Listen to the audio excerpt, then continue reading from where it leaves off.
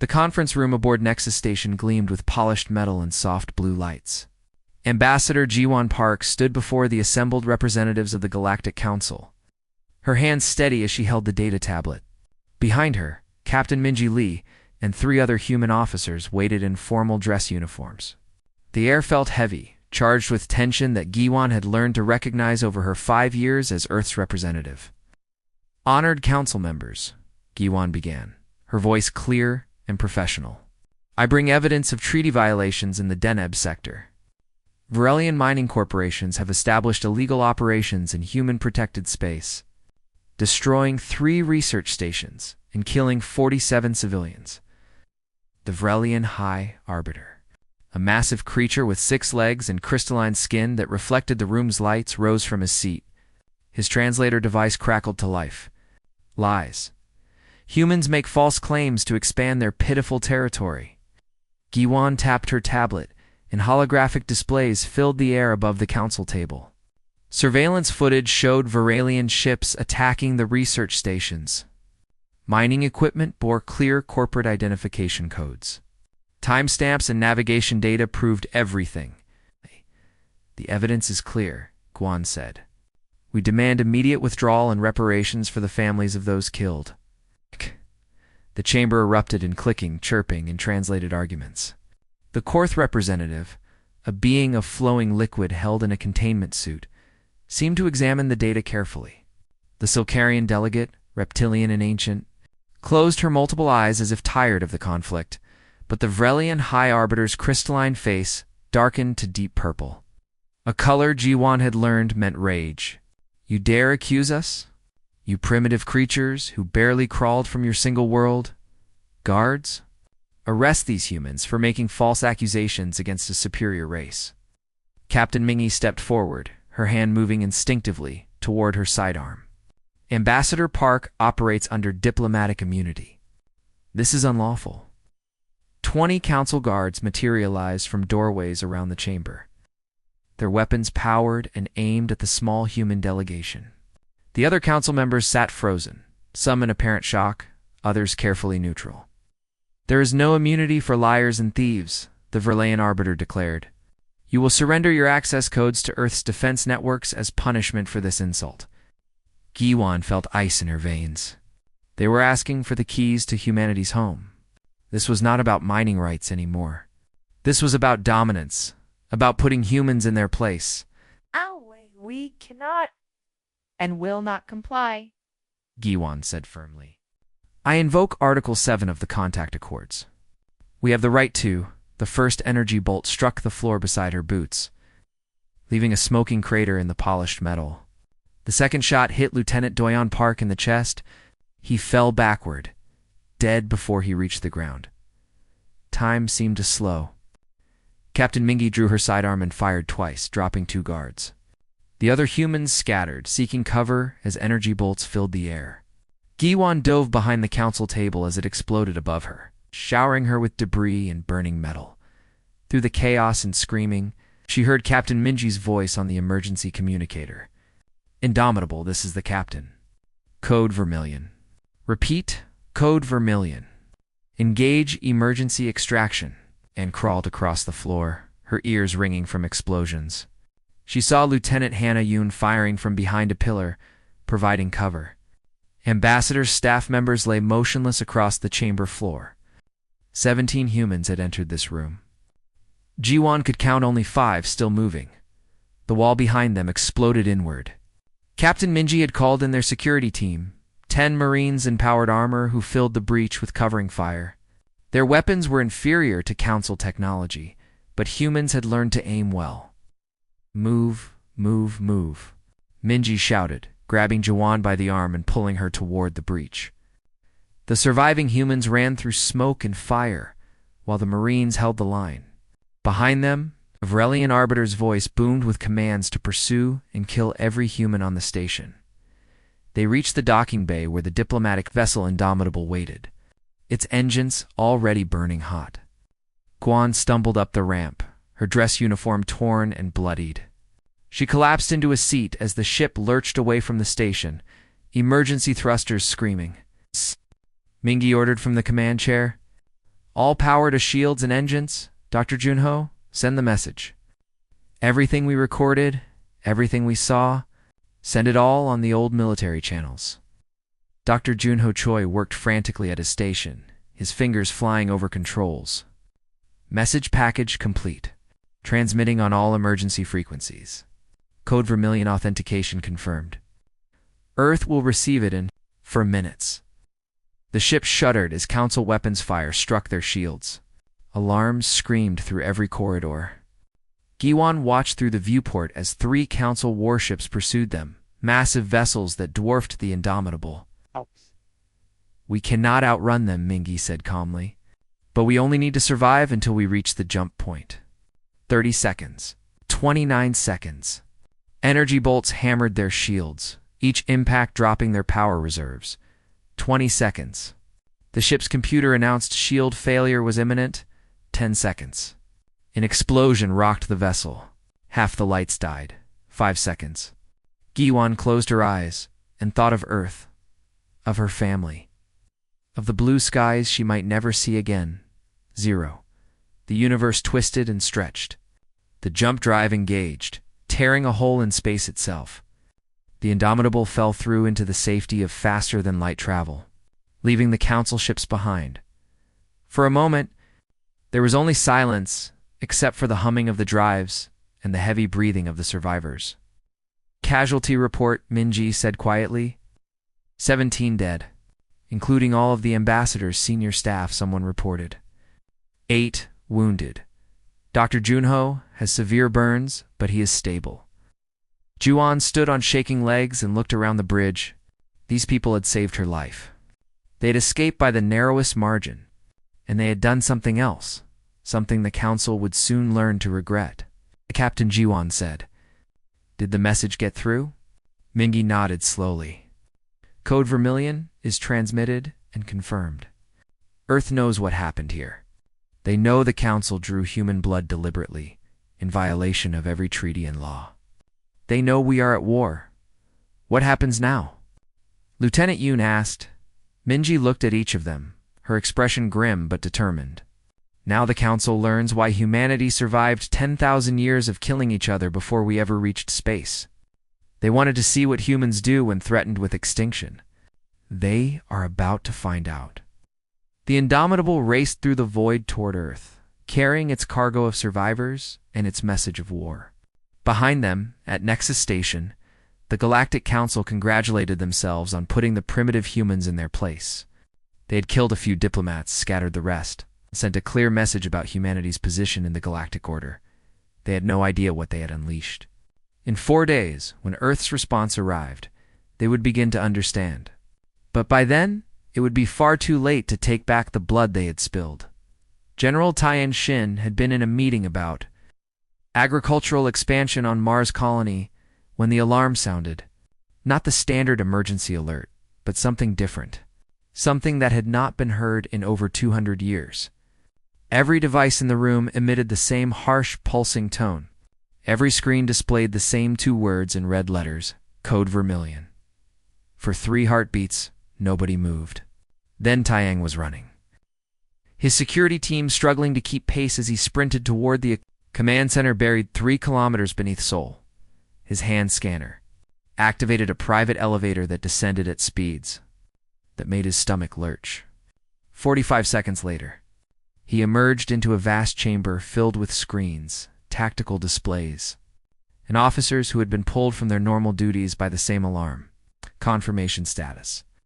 Taeyang demanded as he reached the central platform. Colonel Sora Kong looked up from her station, her face pale. Code Vermilion confirmed authentic. The message came through military encryption from Captain Mingy Lee aboard the Indomitable.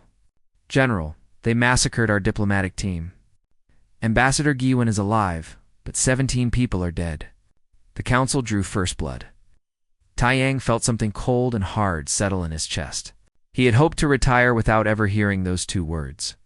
Code Vermilion. The activation phrase for Protocol Omega, humanity's final contingency plan. The option they had prepared for but prayed would never be needed. Show me everything, he said. The recordings played on the main screen. Taeyang watched Ambassador Giwan, present her evidence. He watched the Varelian arbiter order the arrests. He watched the first shot fired, saw Lieutenant Doyon fall, witnessed the slaughter that followed. By the end, his hands were shaken with rage he forced himself to control.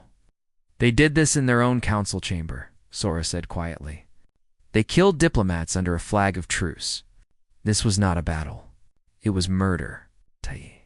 And now we respond, Taeyong said. He walked to a secured terminal that required his biometric data, his voice pattern, and a physical key he wore on a chain around his neck. The screen came to life. I am General Taeyang Shin, Supreme Commander of the Human Defense Collective. I hereby activate Protocol Omega. Authorization code Titan 77 Bravo. Let it be recorded that this action is taken in response to unprovoked attack on human diplomatic personnel by Galactic Council forces. We are now at war. The computer processed his words, verified his identity, and sent the activation signal across every human network in existence. On Luna Base, Admiral Hannah Yoon received the signal aboard her flagship and immediately began issuing orders to 300 warships that had waited in darkness between the stars. On Black Site 7, Director Sora Kong's twin sister initiated production sequences for weapons humanity had built but never used. In deep space, sleeper ships that had drifted for decades began awakening their crews. Taeyang watched the status boards light up as systems came online across human space. Every colony, every station, every vessel responded to the activation code. Manufacturing centers that built civilian goods began assembling military hardware. Transport ships received encrypted files that would transform them into armed warships within hours. The peace humanity had maintained for 15 years was ending, revealing the machinery of war that had always waited beneath. Get me Admiral Hyunwoo Kim, Taeyang ordered. The Admiral's face appeared on screen within seconds. His ship, the Vigilance, was already moving toward Earth at maximum speed. General, I have received confirmation of Protocol Omega. My fleet is ready. How many ships can you field within 48 hours? 200 warships, fully armed and operational. Another 300 within the week if we pull from the defense perimeter. I want overwhelming force, Admiral. The Council needs to understand they have made a fatal mistake. Understood, General. What are our rules of engagement? Taeyang looked at the screens showing the dead diplomats. The burning council chamber, the footage of Captain Minji fighting desperately to save her people. Total War Protocol. We identify military targets and eliminate them. No civilian casualties if possible, but our people come first. The Council wanted to see what humans are capable of when threatened. We are going to show them. On the far side of the galaxy, Hannah Yoon stood on the bridge of her flagship Retribution and addressed the ghost fleet that had remained hidden for so long. 300 captains looked back at her through video links, their faces hard with determination. You all know why you volunteered for this mission, Hannah said. You knew that if Protocol Omega ever activated, it would mean humanity faced extinction. That moment has come. The Galactic Council has drawn human blood and demanded our surrender. We are the response they did not expect. We are the blade they never saw coming. From this moment forward, we are no longer the ghost fleet.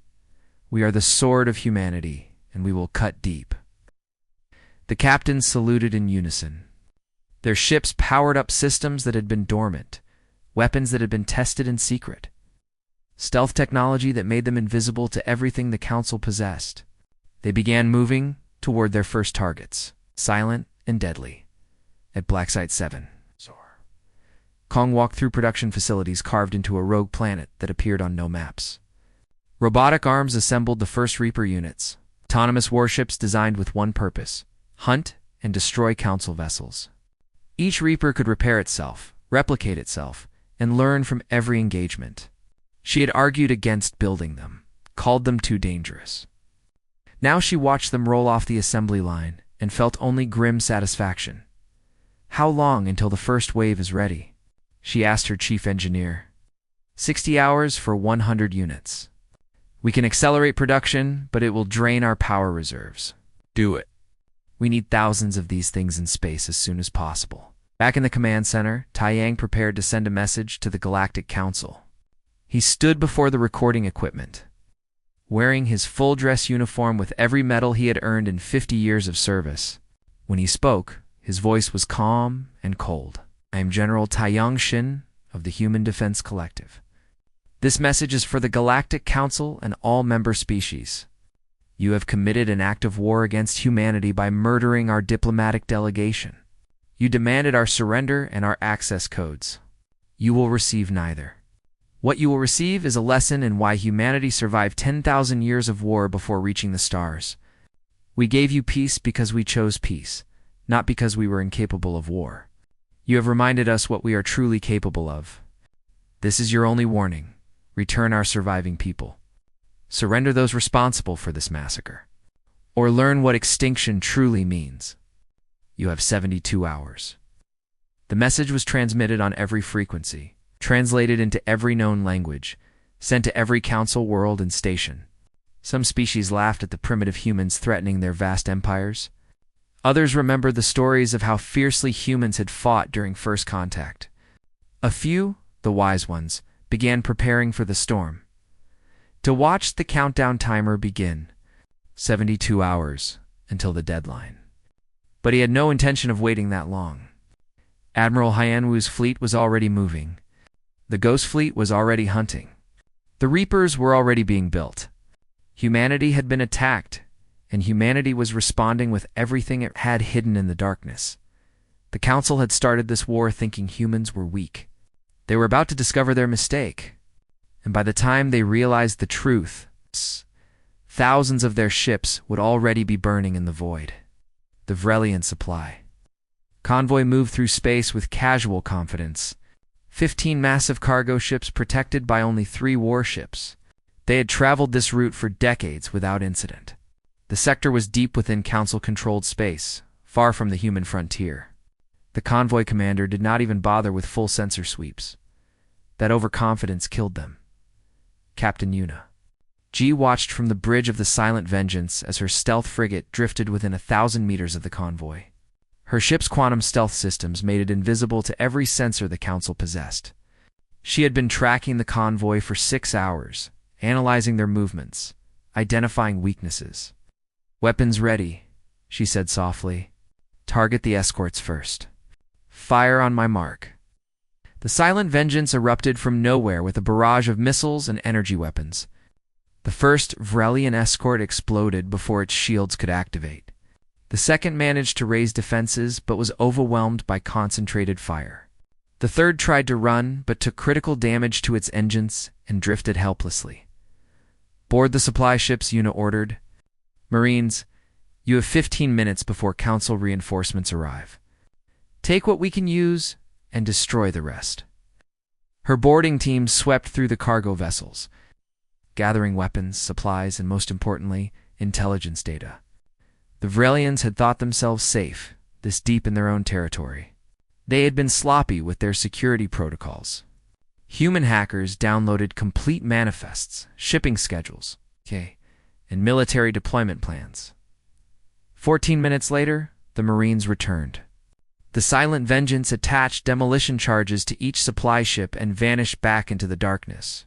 30 seconds after that, 15 massive explosions lit up the void. A supply convoy that was supposed to support 3 Vrelian battle groups for a month simply ceased to exist.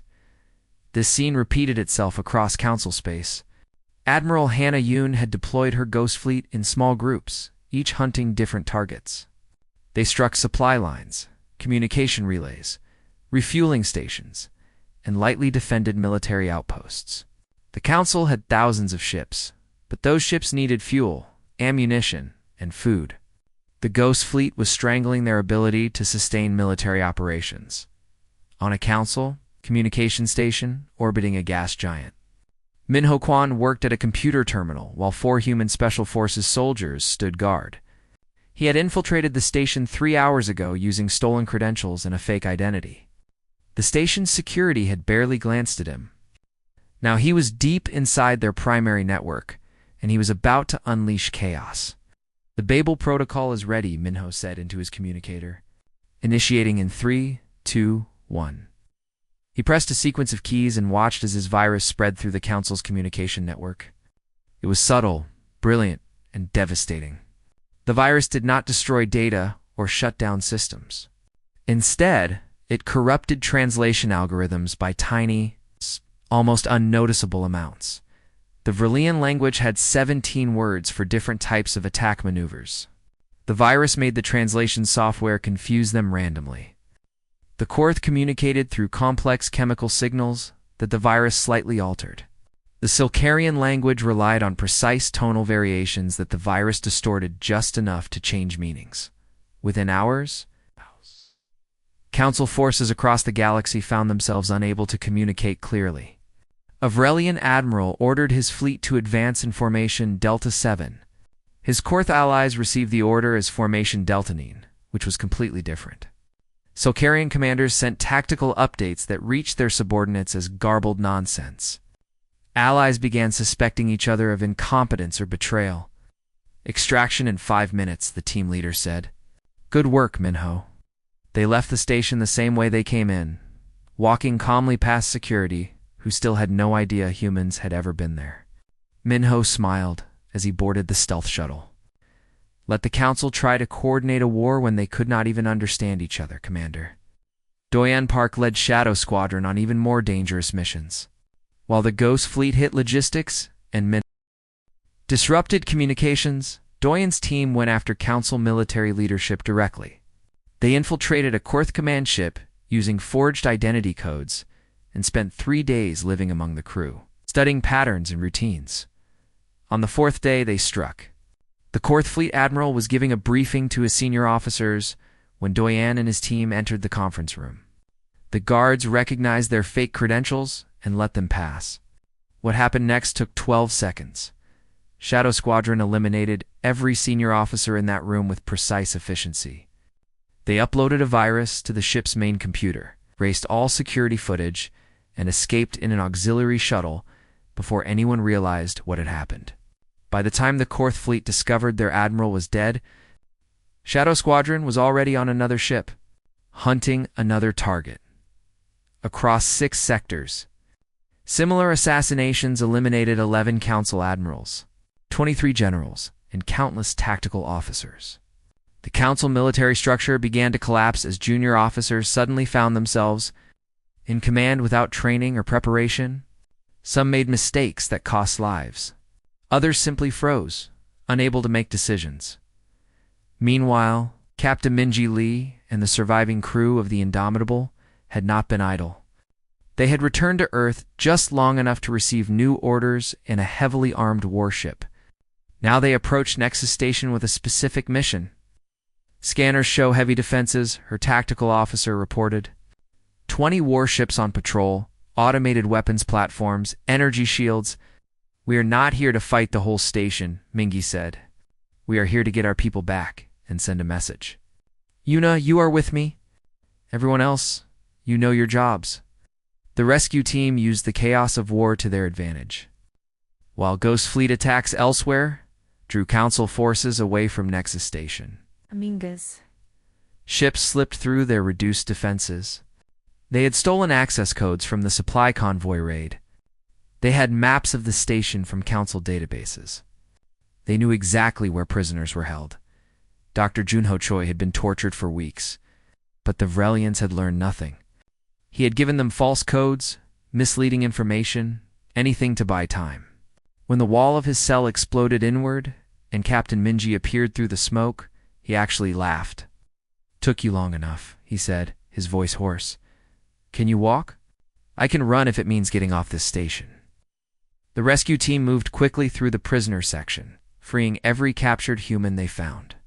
12 people, all that remained of the diplomatic delegation and crew members from ships destroyed in the war's opening days. They fought their way back to the docking bay, leaving dead guards and burning corridors in their wake. But Minji's mission had a second objective. While her team extracted the prisoners, Yuna was downloading every piece of data she could access from the station's central computer. Military deployments, strategic plans, internal communications between council members. She collected it all. More importantly, she planted evidence. Fabricated messages showing that the Vrelian High Arbiter had ordered the attack on human diplomats without consulting the other council races. Forged financial records showing Vreliant corporations had paid bribes to start the war. The evidence was carefully crafted to look real, and more importantly, to drive a wedge between the council species. Data acquired, Una reported. Bombs are planted. We need to leave now. They ran back to their ship with council forces finally responding to the intrusion. Energy bolts filled the corridors.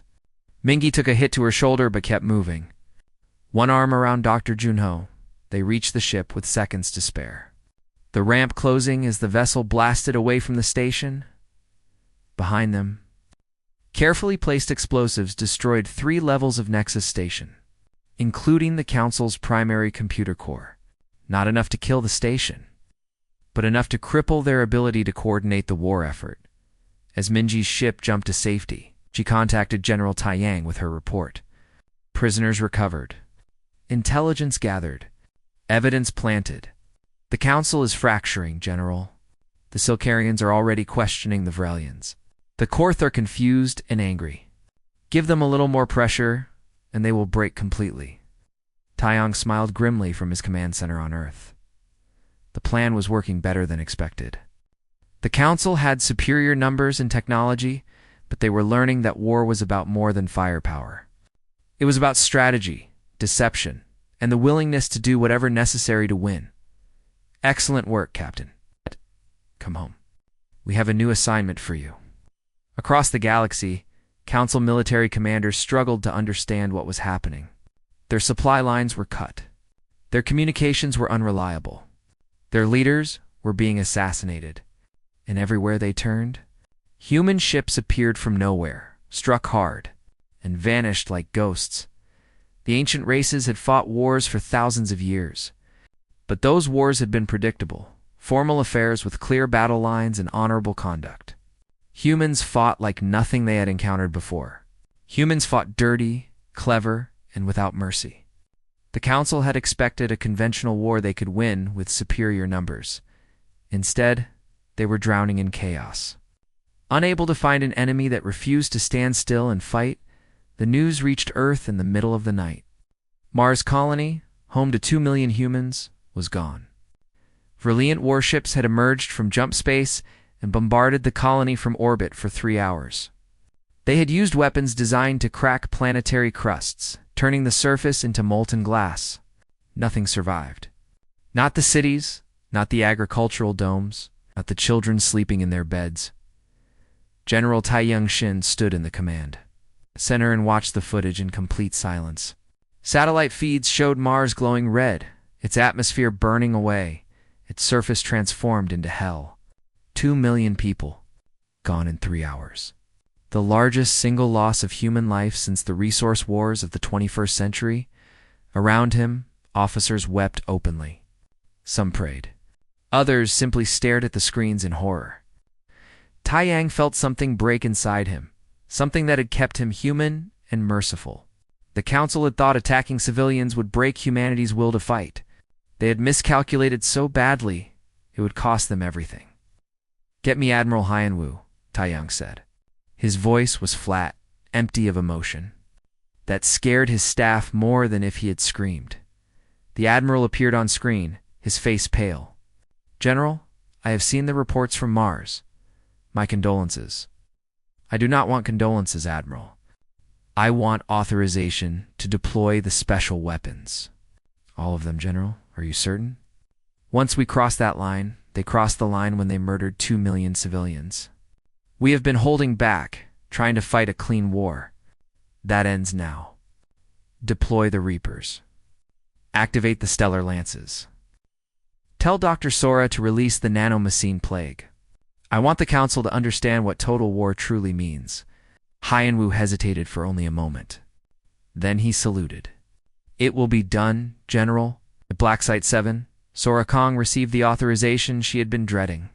She walked to the containment bay where 5,000 Reaper units waited. They were sleek, deadly machines the size of fighter craft, equipped with advanced AI and self-replication capabilities. Once released, they would hunt council ships across the galaxy, learning and adapting with each kill. "Open the bay doors," Sora ordered. "Release all units." The Reapers launched into space, spreading out across multiple vectors. They began hunting immediately, their sensors scanning for council ship signatures. The first target was a Silkarian patrol group. 5 ships traveling in formation near a trade route. The Reapers struck from multiple angles. 2 council ships exploded before their crews could react. The remaining 3 tried to flee, but the Reapers were faster, more maneuverable, and absolutely relentless. They pursued their targets through 3 jump points before finally destroying them. But the most terrifying part came next. The destroyed ships left debris fields floating in space. The Reapers moved through the wreckage, gathering materials and using their built-in fabrication systems to create more Reapers. 5 Reapers attacked the patrol. 10 Reapers emerged from the debris field and continued hunting. The Council had created a simple equation. Every ship they lost created more enemies. And the Reapers were learning. Each engagement made them smarter, faster, more efficient. Within days, hundreds became thousands. Within weeks, it would number in the millions. Admiral Heianwu stood on the bridge of his flagship, Vigilance, and prepared to deploy humanity's second terrible weapon. The Stellar Lance was not a ship or a missile. It was a station built around a captured star, using gravity manipulation technology to weaponize the star itself. "Target coordinates locked," his weapons officer reported. "Vrillian fleet in the Cauldra system, 800 ships." "Fire," Heianwu said. "The Stellar Lance activated." Massive gravity generators focused and directed a solar flare from the captured star, creating a beam of superheated plasma that traveled across light minutes of space at nearly the speed of light. The Vrillian fleet in Cauldra system had no warning. No time to raise shields or escape. The stellar plasma struck with the force of a supernova, compressed into a beam. 800 Vrillian warships simply ceased to exist, vaporized in an instant. The attack was so powerful it sterilized 2 moons and damaged the star the fleet had been orbiting. On Earth, Dr. Sora's twin sister, also named Sora, released the Nanomachini Plague. Tiny robots, invisible to the naked eye, were dispersed into trade routes and shipping lanes. They were programmed to seek out Vrilliant, Korth, and Silkarian biology and attach to their systems. The plague did not kill. That was the cruelest part. It made Council soldiers violently ill. Fever, nausea, muscle weakness, and hallucinations hit entire fleets simultaneously. Ships had to withdraw from combat to care for their sick crews. Medical facilities were overwhelmed. Resources that should have gone to the war effort were diverted to treating an illness that the Council's doctors could not cure because they did not understand. Nanomachini technology and humanity made sure that Council knew it was deliberate. Sora sent a message. "This plague makes your soldiers sick. We chose to make them sick instead of dead. Remember that mercy when you question what we are capable of." The message was clear. Humans could have exterminated entire species, but chose not to. The Council owed their continued existence to human restraint, not their own strength. 6 months into the war, Admiral Heianwu led the combined human fleet in the first major open engagement at Vardanus sector. The Council had assembled 3,000 warships, pulling vessels from across their empires for one decisive battle. They still believed superior numbers would win. Heianwu brought 800 ships. It should have been a slaughter. Instead, it became a legend. "All ships," this is the Admiral Heianwu broadcast to his fleet. "The Council thinks we are desperate, cornered animals. Show them what cornered humans can do. All wings engage at will." The human fleet split into smaller groups using tactics learned from centuries of naval warfare. They used the asteroid field at Vardanus to hide and ambush. They deployed drone swarms that overwhelmed Council point defense systems. They fired weapons from angles the Council's formation-based tactics could not defend against. Specialist. Yonji Bei piloted the experimental Valkyrie fighter through the chaos. Her craft was equipped with gravity manipulation weapons that could tear ships apart from the inside. She danced between capital ships, too small and fast for their weapons to track, leaving crippled vessels in her wake. Target the command ships, she heard over her communicator. Cut off their coordination. Yunji dove toward a massive Vrelian dreadnought, dodging energy bolts and missiles. She activated her gravity weapon and watched as the dreadnought's hull crumpled like paper. Internal bulkheads collapsing, the ship tearing itself apart. She was already targeting the next command ship before the first one exploded. The battle lasted 14 hours.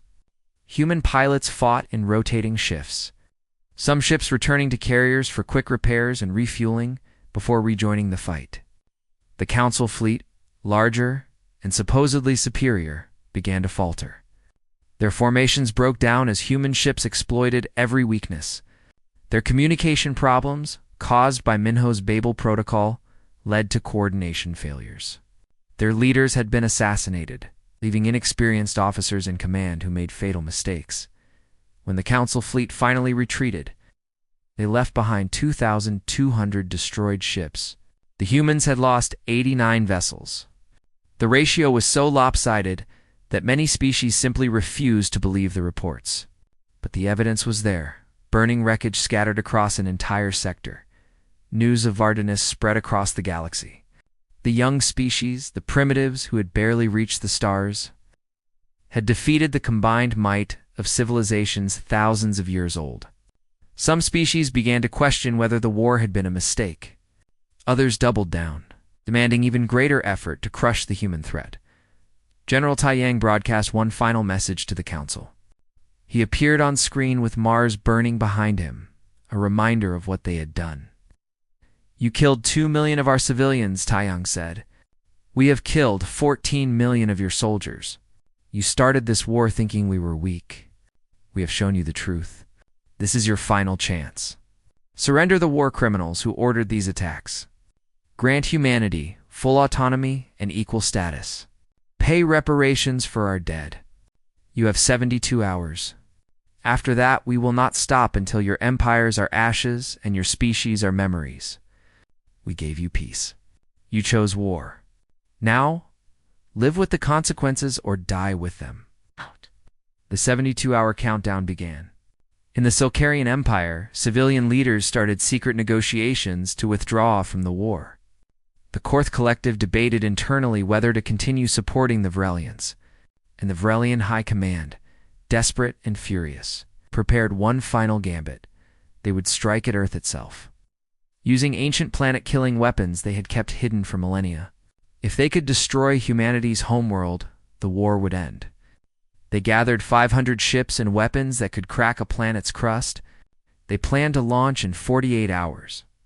Human intelligence discovered the plan.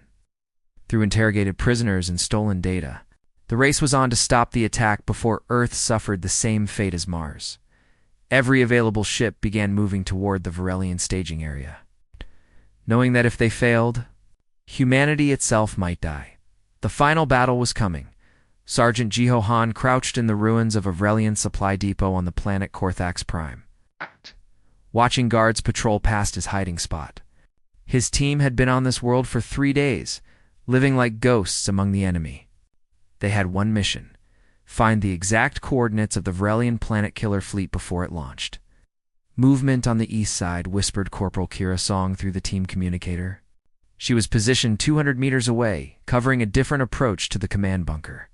2 guards armed with plasma rifles. Wait for them to pass. Giho counted seconds in his head. The intelligence they had gathered so far pointed to this bunker as the coordination point for the attack on Earth. Somewhere inside those walls were the fleet coordinates, launch schedules, and command protocols. Information that could save billions of lives. "Guards are past your position," Kira reported. "You have 90 seconds before the next patrol cycle." Jiho moved like smoke through the darkness, covering 50 meters in complete silence. He reached the bunker's maintenance entrance and used a stolen access card to slip inside.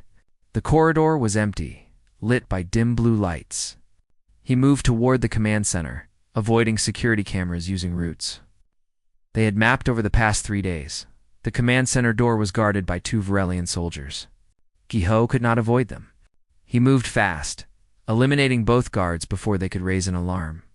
Inside the command center, 3 officers worked at computer terminals, unaware of his presence. "Download everything," came the voice of Lieutenant Doyen through his earpiece. Doyen was coordinating the mission from orbit, monitoring security frequencies. "We are detecting increased patrol activity. They may suspect infiltration."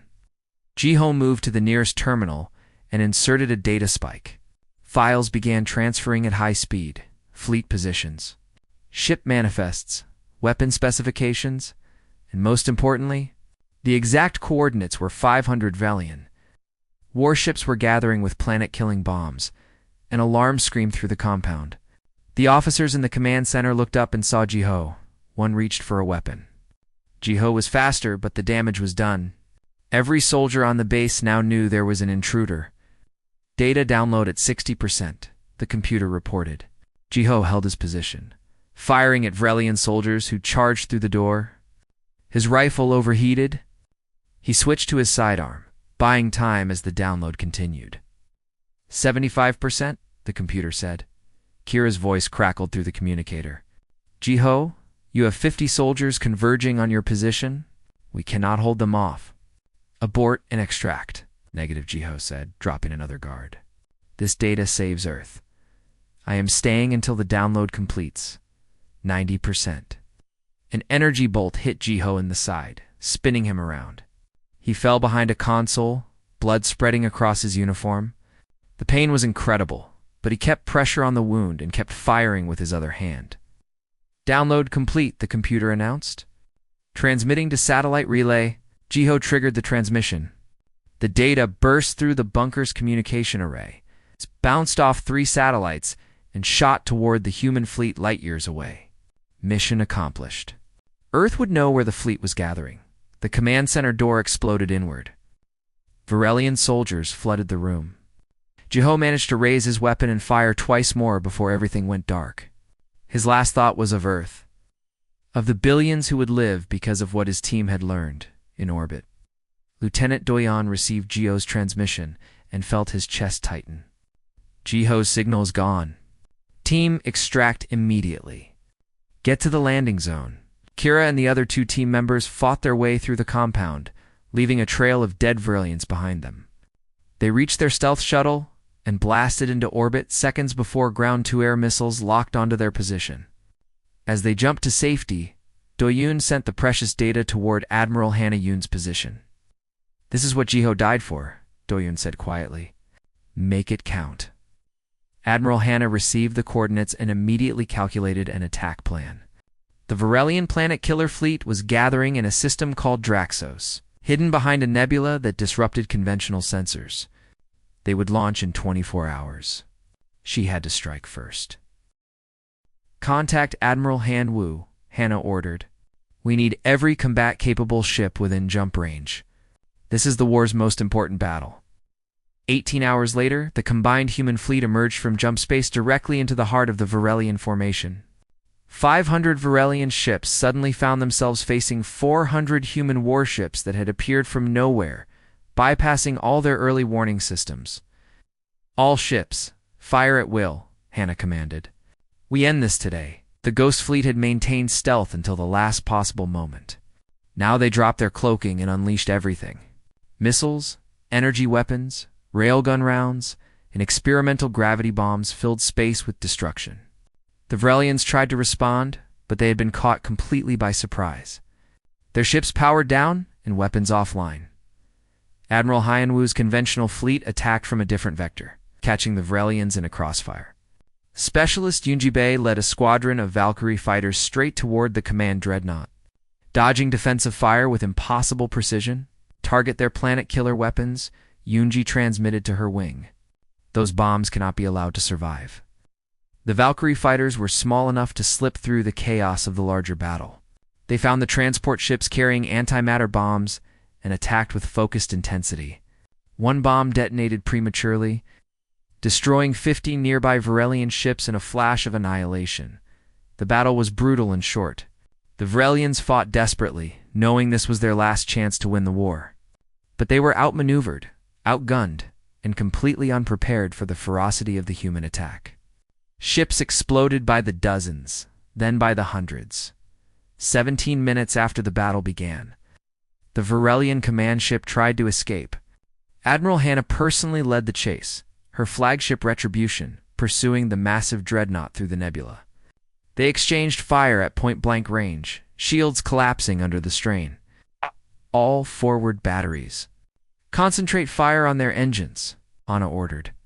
The Retribution's weapons hammered the dreadnought until its drives failed. The massive ship drifted helplessly, unable to jump or maneuver.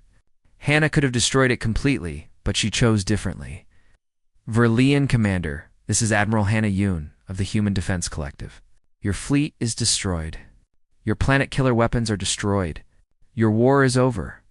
Surrender now or die now. Choose. On the Dreadnought's bridge, the Varelian admiral looked at his tactical displays, showing 487 destroyed ships out of his original 500. His planet-killing weapons were gone. His mission had failed. His species faced extinction if this war continued. We surrender, he said, his translator device crackling with static and defeat.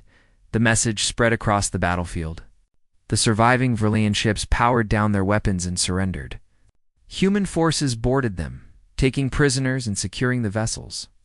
Not a single Varelian ship escaped to tell their high command what had happened. On Earth, General Tai Yang received Hannah's report and allowed himself a moment of satisfaction. The Varelian threat was neutralized. But the war was not over yet. The Silkarian Empire and Korth Collective still needed to decide their positions. That decision came faster than expected. In the Silkarian capital, civilian leaders who had watched the war with growing horror finally acted.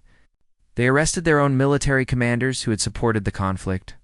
They opened communication channels with humanity. Ambassador Minji Cho, newly appointed after Ji-won's retirement due to injuries, received the Silkarian delegation aboard a neutral station. The Silkarian representative, an elderly diplomat named Thesa, approached with all 6 arms extended in a gesture of peace. We surrender unconditionally, Thesa said. We withdraw from the Galactic Council. We will pay reparations to humanity. We will hand over those responsible for war crimes. Please, no more death. Minji studied the alien carefully. Your species voted to support the attack on our diplomats. You sent ships to fight us. Why should we trust this surrender? Because we were wrong, Thesa said simply. We underestimated you. We thought the Varelians would win quickly, and we would share in the spoils. Instead, we have watched you destroy forces that should have overwhelmed you. We have lost thousands of ships and millions of soldiers.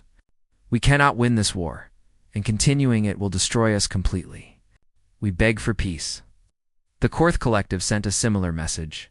They had been neutral in the beginning, but had been pulled into the war by treaty obligations. Now they wanted out. They offered to hand over the Varelian High Arbiter and other war criminals if it would end the conflict. Minji negotiated for 3 days, extracting every concession she could. The final treaty was harsh but fair, complete recognition of human sovereignty.